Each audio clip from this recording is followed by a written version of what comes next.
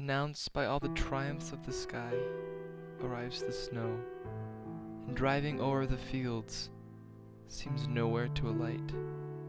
The whited air hides hills and woods, the river and the heaven, and veils the farmhouse at the garden's end. Marge the farmer sighs, and at the gate a tapering turret overtops the work.